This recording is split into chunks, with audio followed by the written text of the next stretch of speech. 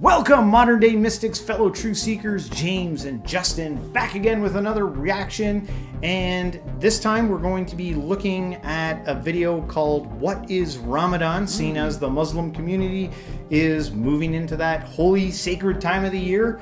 I don't know much about it. I've seen a little bit of this video when I was looking for something to react to, but it says it's a special video made for non-Muslims right in the title. So, beautiful. Looks like it's made for us. So, yeah, well, we're here to learn, and hopefully it's entertaining watching two people learn. Yeah. And hopefully other people learn along the way.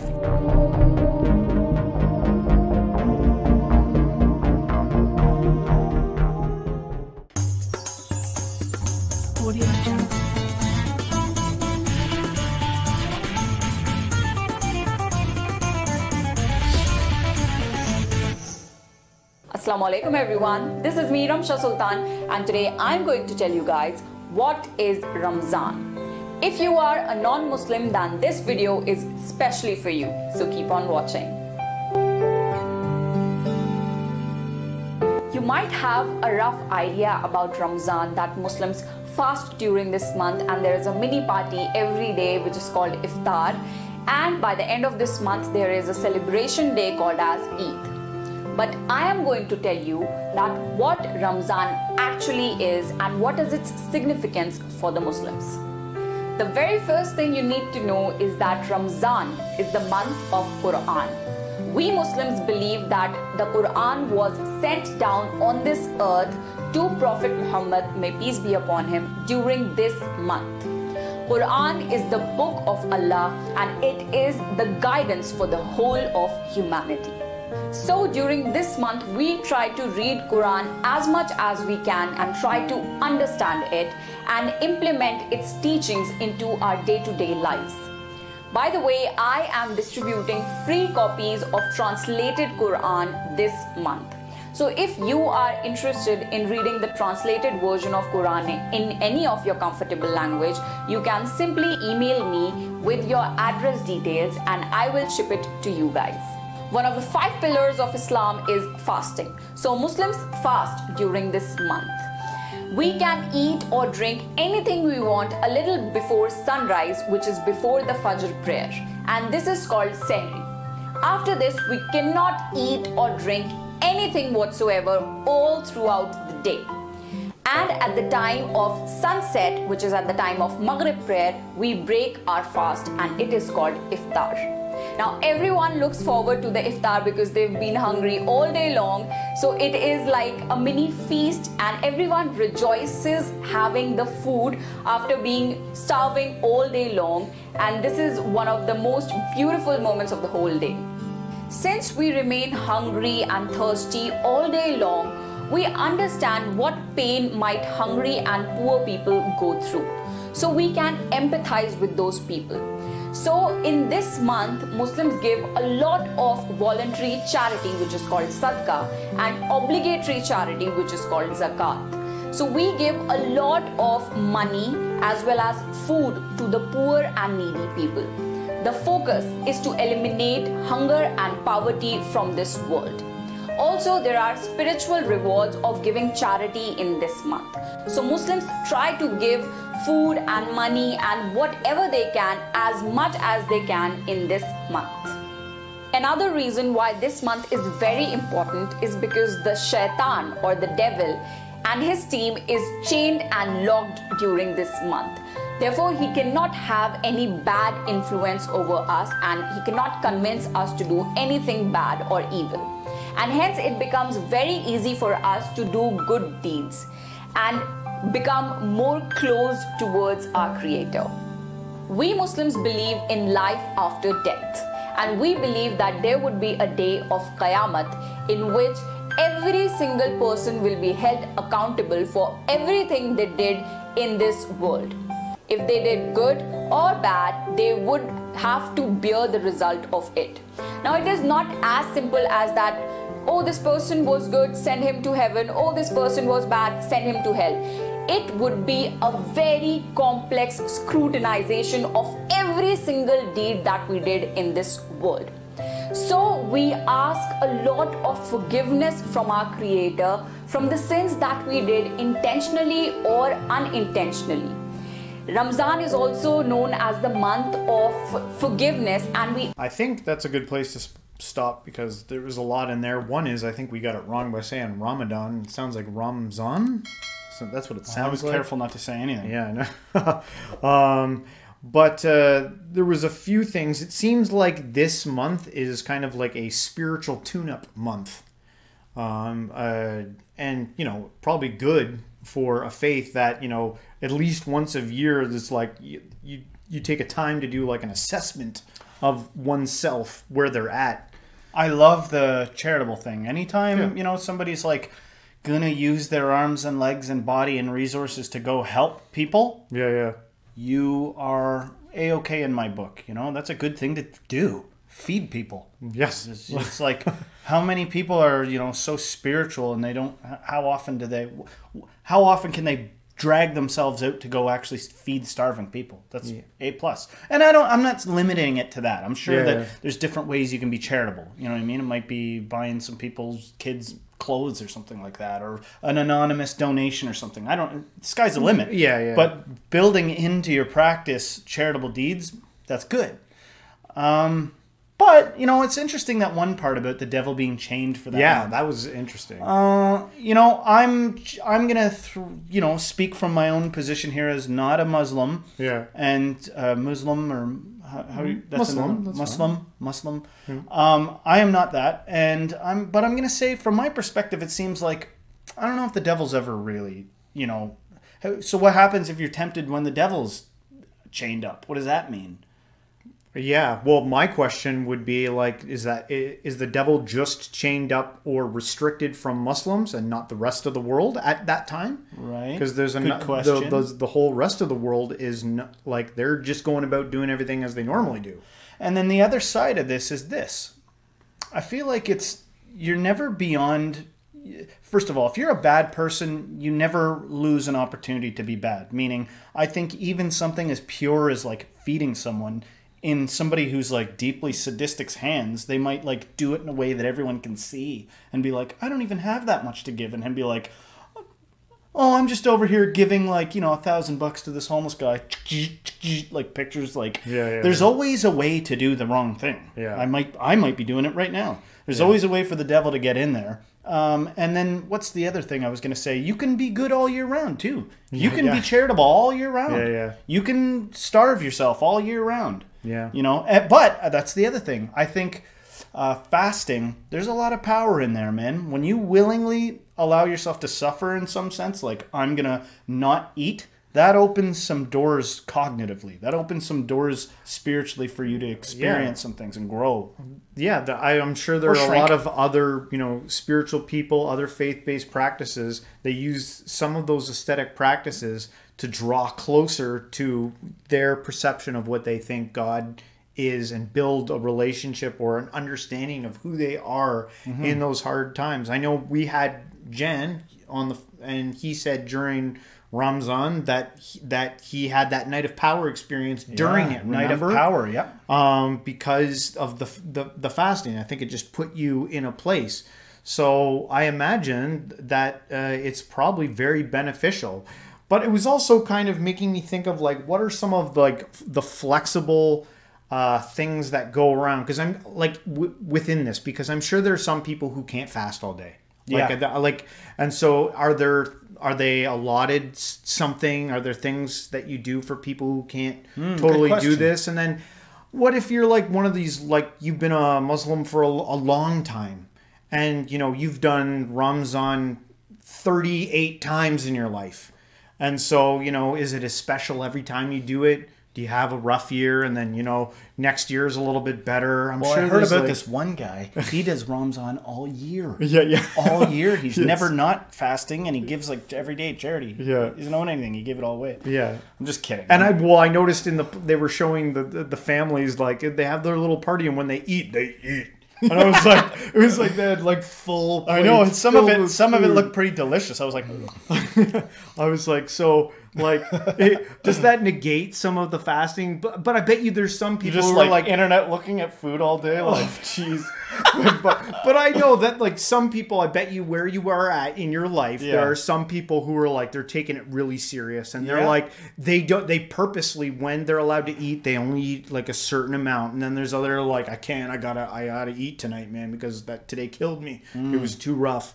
So I'm sure that there's like you know, when you do anything habitually all the time, it can sometimes suck the specialness out of it sometimes. Right. I wonder if there's like a guy that emerges on the grassy knoll that walks over and is like, "Verily I say unto you, you can do Ramzan in July, and you can also don't have to do it this time." And you know, it's never away from you to be able to fast for God's unawareness. Just so happens I fasted for a year, and so I never have to do it again. I'm like the next prophet. It's that idea of like Ramzan was not next prophet. I know there's no man more wasn't made for Ramzan, right? But Ramzan was made for man. Is that how it goes? Yeah, is that something anybody would say, or are we like being blasphemous here? Yeah. It's just an honest thought. That's all. But anyway, we'll continue. We're at forgiveness here. Let's continue on and see the rest of this. Ask forgiveness from our Creator as well as from the people whom we harmed. So it is a month of purification from our sins. In Ramzan, every single good deed that we do is multiplied several times. Hence, the reward of doing any good thing is much more. Also, the du'as are accepted a lot during this month, especially at the time of breaking the fast at the time of iftar. Muslims pray a lot during the nights of Ramzan. There is a special prayer called Taraweeh, which is held in mosques all over the world during the month of Ramzan. Also, the last third of the night is considered very important. Let me explain it to you guys. Suppose there is a whole night time. Now divide this time into 3 parts. The last part that is left, which is the last third of the night, is considered to be the most important, because we believe that Allah comes down from the 7th heaven to the 1st heaven and calls out to anyone if he would like to get any dua accepted. Allah would accept that dua. If anyone is asking for forgiveness, Allah will forgive that person. So this time is considered to be the most important, and all Muslims try to get up at this time and make dua and ask for forgiveness. I don't know why I thought of this. I guess I'm feeling a little cheeky. You ever try to out holy God? I don't know. I'm saying, you ever had a particularly bad day where people are really rubbing you the wrong way? You feel like people are taking you for granted. You feel like people are being mean to you, and you're like, I could curse some of these folks, but instead I'm gonna pray that they're blessed. I pray that everybody, even my enemies, get everything that they need and that they're forgiven and blah blah blah. And I'm just thinking of the nature of God, because in a place of bitterness, you might be like, say, would you do that? Yeah. And I'm thinking of this God that would come down and be closest to the earth and be able to, answer your prayers extra. It's like, what if you're like, I don't ask God for anything. I get my boots on and I get my walking shoes on and I go out and, I'll be charitying long past Ramzan, And is it like, well, screw you, man? I'm such a lone wolf. I always want to go do the different way of doing things. If the game here is holiness, then let me take it to the net. Let me shoot some holy 3-pointers and outdo the Almighty and prove that I do it even when nobody's looking. I'll be doing good stuff. People are like, that's a mental illness. That's you're crazy now. But is it? How is that crazy? But considering all this other stuff isn't. Because there's a group of people doing it, and I'm on my own? You know what I'm saying? Yeah, well... Do you ever try to out holy God? What does he do when you do that? Yeah. What's he up to? Well, he didn't see any of that. He was too far away at that time. He should have done it in the last third of the night. I've just got these sort of cheeky... I don't know where this is coming from. Yeah. It's not to be offensive. It's to mostly just to point out, to look into areas that might not get looked at, what you're doing, and to also reach out to like other people who might have similar thoughts. Buried deep. Yeah, like, and you're like, I never even thought about it like that before. Right. Like that's all that is. It's not to be offensive. I hear what you're saying. Yeah. It's to like, and if the search is truth, if the search is to like, we have to ask some of these questions that might even seem uncomfortable at sometimes. Well, that's the thing. I don't know. Some people might be too frightened of God's wrath to ask such questions. And so maybe that's, I feel like I can for some reason. Yeah. So I do, and see what happens, All right, let's continue on. Forgiveness. Ramzan teaches us self-control. Just think about it. It is very easy to eat or drink anything that we want when nobody is watching, and no one will ever know about it. But we believe that Allah is watching us, and hence we don't drink or eat anything. We have such a strong faith that Allah is watching us all the time. Even at the time of iftar, the table is filled with all the good things and the food items, the drinks, everything. But we don't touch anything before it is the time of iftar. And this is what makes us very confident and strong from inside. Ramzan teaches us to be thankful and grateful for whatever we have. We realize the value of food, water, comfort and wealth, and a lot more. And in this month we realize that we have been blessed with so many things, and we should be grateful about them instead of cribbing about the things that we don't have. Ramzan also teaches us equality. In fact, Islam teaches us equality. Because whether you are rich or poor, whether you're black or white, whether you belong to any caste, creed or region, every person is equal before Allah. Even at the time of namaz, there are people from all over the world. They stand in one single line in front of Allah and pray to one God. And this is the beauty of Islam. Overall, Ramzan is a month of blessings and guidance. In this month, we try to introspect within and try to become better human beings and strengthen our relationship with our Creator, because we believe that ultimately we have to return back to Him. Ramzan is like a detox month for us. Our souls, bodies, our personalities get purified in this month. And it is like an extensive training month for us so that we can spend all our year being good human beings. So this is how important Ramzan is for us. And lastly comes the day of Eid, which you all might know about. Now, Eid is a celebration of successful Ramzan. All throughout the month, we fast, we involve in extensive praying, we try to do as much good as we can, give a lot of charity. So this day is like a celebration that we successfully completed our Ramzan, and we expect Allah to accept everything that we did. On this day, Muslims wear new clothes. There is a special Eid namaz that is done, and Muslims meet one another. They meet their friends, family, and there is a lot of good food involved to rejoice. At last, I would like to request one thing to you guys. Please don't be brainwashed by what you see in media. Muslims have been portrayed in a very bad image all throughout the world through media. And this is not true. Islam is a very peaceful and beautiful religion. We have been taught deep things, and we are taught only to do good to others irrespective of their religion. If you found this video informative, please share this video with your friends and family and let them know what Ramzan is. And I would request you guys to subscribe to my channel for more such videos, and also follow me on Facebook and Instagram. This is me, Ramsha Sultan, signing off.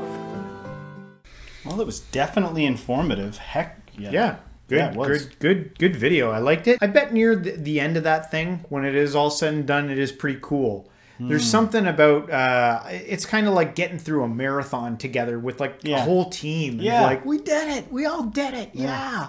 And I could see something really special. And I'm like, especially even in building relationships, because I bet you there's some people like, brothers and sisters who are like, they're like, I can't make it, man. It's like, it's wearing on me and I'm feeling down, and everyone's like, you can do it. We're all here for you. We're all going to make it as a team. Yeah. You know, I bet you it's probably pretty uniting. There's a lot of principles, for like universal principles in Ramzan that people could take. I even thought about it. I was like, I know I'm not a Muslim, but I could still do like the fasting practice and test it out, because I saw when I was looking up this video for something to react on, there were other spiritual people who were like, I just tried doing it and it was like, it helped me tremendously. Yeah. Even though I wasn't a Muslim, I just did the whole month of the practices and stuff like that. So to me, it seems like something worth trying out. Anything like this.